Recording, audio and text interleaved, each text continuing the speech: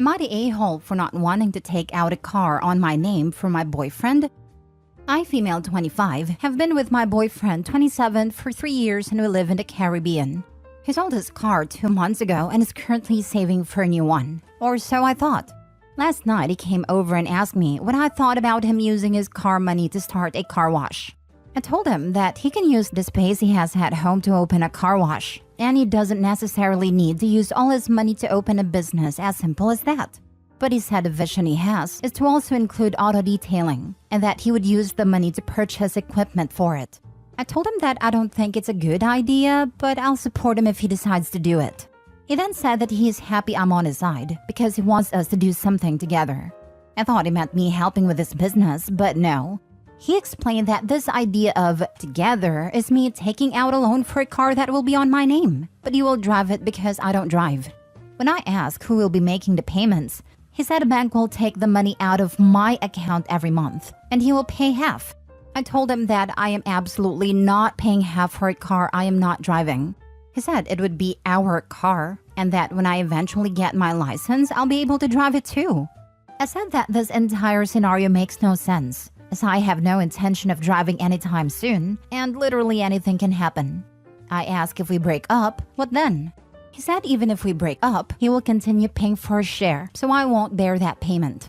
When I asked why I can't just pay for the full payment, he said he plans to leave his job and do his car wash/detailing business full-time, so he won't be able to cover the full payment until his business takes off. I told him that I'm sorry, but I can't take out a loan for him, nor put a car in my name when he is so unstable. He called me a selfish a-hole, one he can't see a future with, and left. Now he won't speak to me. My mom says I'm in the right, but now I feel bad because if I don't take out the loan, he won't be able to. Am I the a-hole? Now for the top comments before reading the update. Not the a-hole. Such a request would put doubts in any person's mind. Why would you pay half for a car he drives? It could kind of make some sense if he made the entire payment. But above all, if he is employed, why can't he take a loan in his name? He doesn't have a stable income, so the banks won't consider him. In my county, one of the requirements for a loan is a letter from your job stating how much you make each month. His numbers always fluctuate. Some months he doesn't even work. Then run. Absolutely do not mingle your financial record with his. It's not about wealth, it's about financial responsibility. You don't want your record tarnished by mistakes that aren't yours. The way you describe his logic, of course he can't see a future with someone he can't trick into giving him money. Not the a-hole. Hijacking because this is so important. I don't know how it works in the Caribbean, but I've been in the auto industry a while, and I cannot tell you how many excess we can't approve because they're stuck in loans because of negative equity. It's not a matter of it's in my name I can sell the car back. No. If you break up in 2 months and did a bare minimum down payment, or worse, no down payment with little to no equity, you owe the bank. And dealers will not buy unless you trade it. And if he doesn't hold up his end of the deal, then you're more screwed.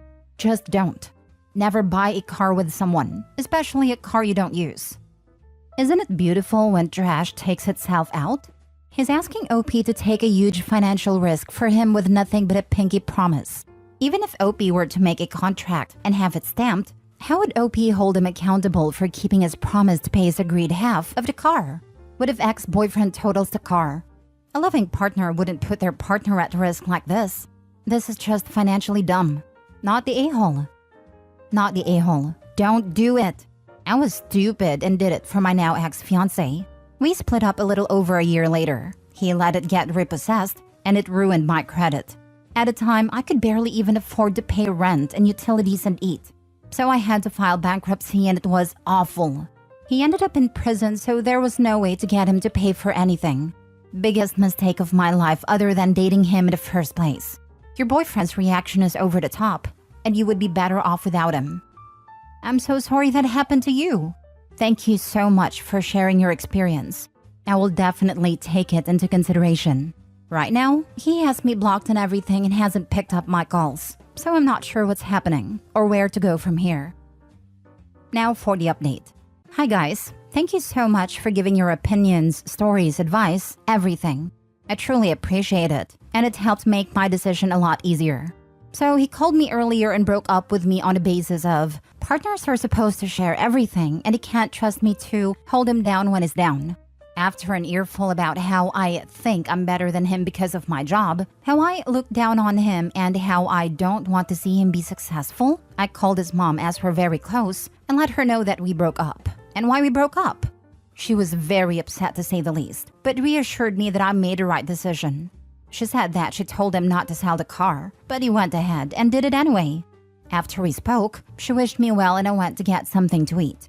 I guess she told him something about it because he texted me shortly after. I'm just going to copy-paste what he said.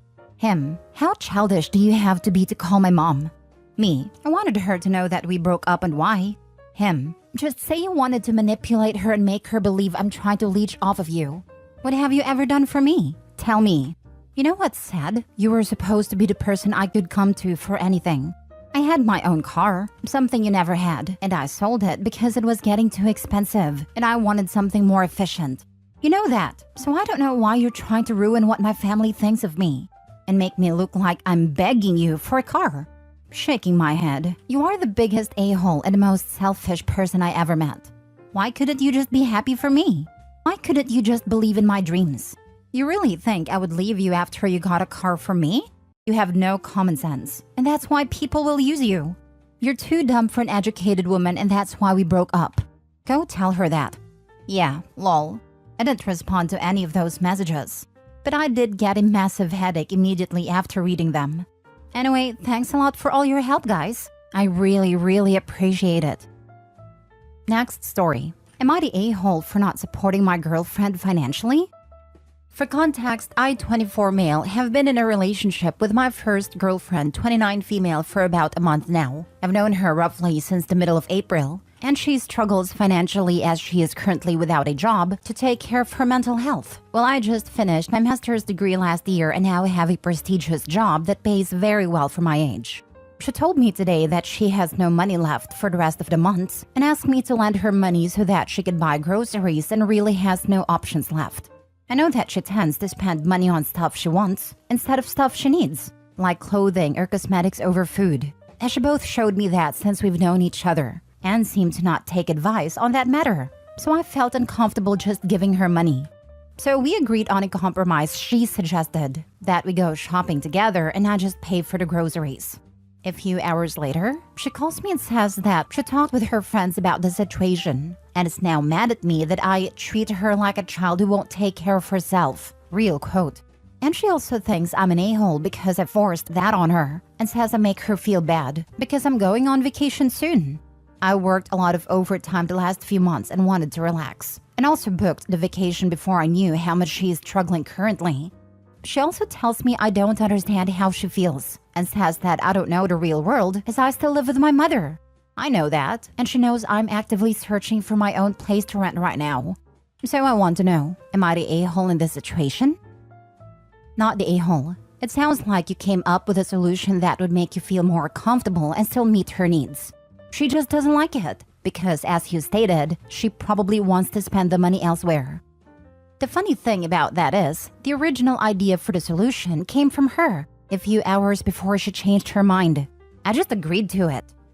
You've known her for a month, and she's already calling you names for not paying her bills? That's not a red flag, that's the Red Sea. Dump her before she sinks her claws into you more. Not the a-hole. A big red flag waving fiercely in the middle of his first dumpster fire. Get out before she baby traps you. Not the a-hole. Dude, time to look for your second girlfriend. This one is asking for your money 1 month into your relationship and attempting to verbally abuse you into giving her free rein with it. You're not a boyfriend, you're just her latest target. Move on. And a 5-year age difference seems significant at this stage in life. She's 5 years ahead of him in life, yet isn't demonstrating adult life skills. No, not the a-hole. Dump the girl. She needs to figure out her life and how to manage her finances. The relationship is way too new for all of this, and her attitude is unacceptable. She clearly has toxic friends with equally immature ways of thinking. Save yourself the headache and don't get sucked any further into that money pit. Last story. Am I the a-hole for saying I don't like my friend's boyfriend, which caused him to lose a job opportunity? I, 27, have a friend, Natalie, who has a boyfriend, Jamie. Jamie is a complete jerk. He's one of those people who makes below-the-belt jokes and then calls you sensitive if you don't find it funny. In the 18 months I have known him, he has called Natalie fat, average, and boring to her face too many times to count. He has called many of our mutual friends rude and demeaning things, and has purposely antagonized me on many occasions. We all put up with him because if we don't, we'd never see Natalie. But he really is the butt of every joke and a walking cliche. My roommate Harry recently had a job come up in his company that Natalie asked him to interview Jamie for. Harry is part of our wider friendship group. His friend is dating one of the girls in our group and has met Jamie, but not really spent much time with him, so thought he was an alright guy. I decided to keep out of it because I know Jamie has been unemployed for a while and it has really affected Natalie. However, when Harry mentioned he was going to do the interview at our apartment, he could see I was uncomfortable. I didn't mention anywhere near the extent of Jamie's behavior, just said he made a couple of demeaning remarks to/about me, and I wasn't overly keen on being around when he was. I told Harry not to do anything about this, and that he should hire the best person for the job. Harry went through with the interview, but he made Jamie do a lot of prep work and presentation to other employees, and then made the interview extremely long for no reason. Then at the end, he said he wasn't going to hire him. Jamie got mad at Natalie over it, and she got mad at me, saying I shouldn't have said anything about Jamie knowing how great the job would be and how hard it is to get jobs in the field. On top of that, I should have been sensitive to his unemployment and that I'm ignorant to how difficult the job market is. She's now not speaking to me, and our friends are divided. Two think I shouldn't have said anything because Jamie really needs the job, and ultimately it would have been helping Natalie. One friend thinks it's fair that I expressed not wanting Jamie in my home, and that I owed it to Harry to tell him because Jamie is an HR problem waiting to happen. On the one hand, yes, his off-the-clock behavior shouldn't cost Jamie a job. But on the other hand, why should I have to cover up for the way Jamie is? If honesty makes him look bad, then maybe that's his problem. Then again, I guess it was some pretty petty antics that had real-life consequences. So maybe I shouldn't have said anything? I'm not sure whether I should apologize. Edited to add, for everyone asking how it got out that I told Harry, Jamie went home and went off on Natalie about him not getting the job, as it was basically a lock with Harry doing it as a favor to Nat. She figured the only person who would have changed Harry's mind about doing her the favor was me, so she called and I ended up telling her the truth. She then told everyone else. For everyone who missed it in the post, Harry and I are roommates, so my home is his home. Harry has a home office and works out of that office most days.